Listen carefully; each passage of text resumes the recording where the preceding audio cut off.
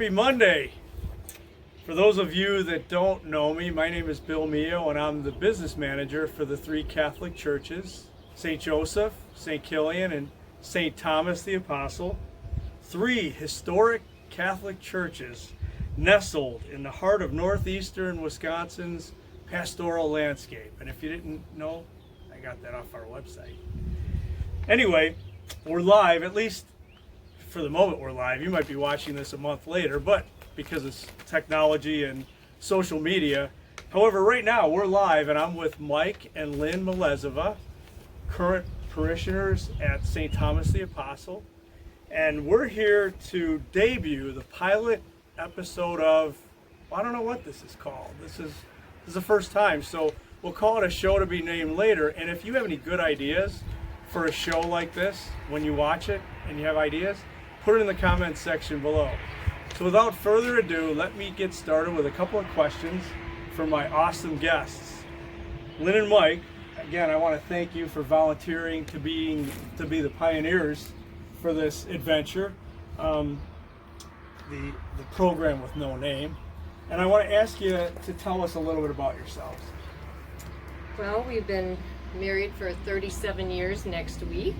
We both grew up in the area. We have been members of St. Thomas the Apostle for almost 30 years. We moved out to the area. We kind of went to surrounding churches and participated and joined in different things happening at different parishes, and ended up coming to St. Thomas. We had friends that were at all the parishes, and this is where we felt we fit in with our three young daughters that are now married, and we have 3 son-in-laws and 10 grandbabies, and 8 on earth and 2 in heaven, and we have 2 more on the way, so they are our blessings. But that's kind of who we are. The little bit I'll add to it is I did grow up in a neighboring parish, so I did attend Our Lady Queen of Peace, is what it's called, back in the 70s and 80s, because it was our 4 o'clock Mass on Saturday. If we wanted to go to 4 o'clock, we came to Our Lady Queen of Peace. So I was familiar with it, so it was easy for us to come back to this church when we moved back to the area.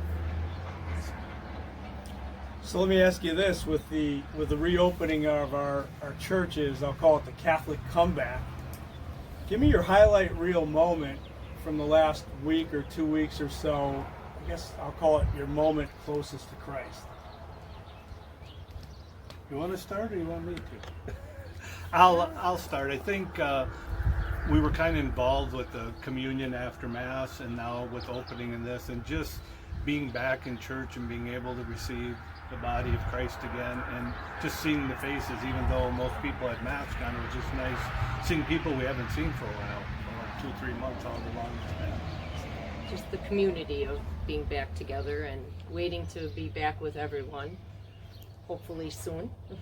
But it was very nice and felt very good to be back. Awesome. So with this interesting time in our history, in the history of our world, our nation, our church, our community, we had a little bit of downtime during the COVID situation. My question for you is, during that downtime, is there anything you watched or read that might inspire the people of our community, some sort of study that you might have done into the faith that you could share with our audience? Your turn. Okay.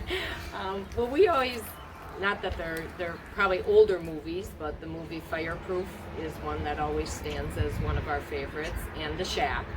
I think because both of those are, people go through tough times, but they don't turn away from God, they turn to God.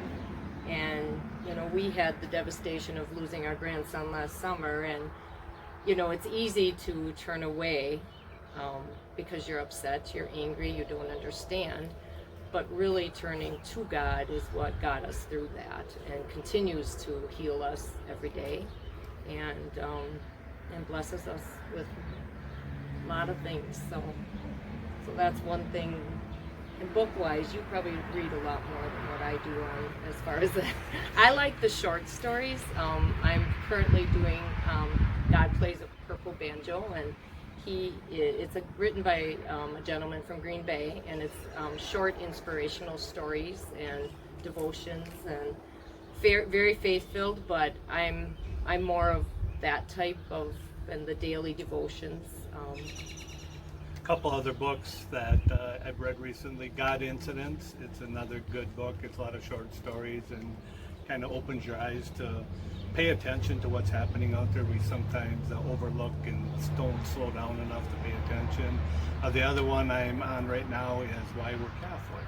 It's an awesome book to hit you right between the eyes to be able to explain to other people why we're Catholic. So those would be two that I would recommend right now.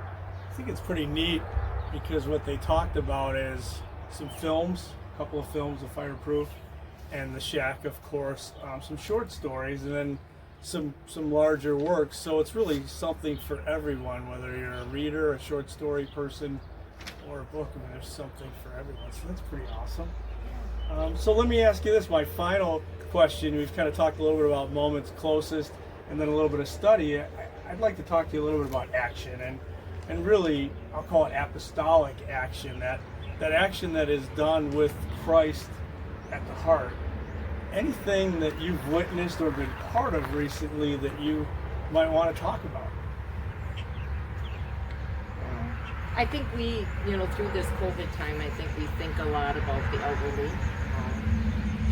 We have family members, and unfortunately we have very close friends that have gone through devastating situations, so they're either in homes or they're homebound, or so I think we try to reach out to them. We did a lot of window visits to them and the caregivers, and those are things that I think made us feel good, even though we couldn't do how we normally visit, but that was one thing I think we tried to do through this. The other thing I would say is we had the reaching out and calling parishioners. We helped with that, and that was a pretty awesome experience. The ones you did get to talk to, and some of them couldn't believe we even called to check on them, and some were just happy to talk for a while, and it was just a good experience, a moving experience. If you have never done that, it was kind of an eye-opening experience too, that people really do appreciate that we do care about them. And they were very grateful. Very grateful. Many of them were very grateful for the phone call, and So I'd say the gift in that case was the reward was probably greater than the gift in many ways for the two of you. As you made those visits, you came home touched, or made those phone calls, you might have had a connection that was like, wow, I'm so glad I made that call or visit. So I mean, that's really what, at the heart of it, really, when we think about what we're trying to do, is it is that piety, that study and that action that kind of brings us together as followers of Jesus, of Christ, and that's, I think, where we do our best work. So I'm grateful to the two of you, and when I talk about gifts, those of you that know Lynn and Mike know that they are a gift to this parish community. They are involved in so many ways, including being pioneers on an adventure like this, but really, more importantly, they quietly serve in many ways, but at the same time, when we need to mobilize, these folks are always on the front lines of everything we're doing at the three parishes. So thank you so much for inspiring us today with some stories and some insights into your life. I guess I would say that if you're interested in being on this program, or even more fun, if you want to nominate somebody else to do this instead, put it in the comments section on the social media, and or drop me a line at businessmanager at 3catholicchurches.com, and may God bless you this week and always. Thank you. Thank you.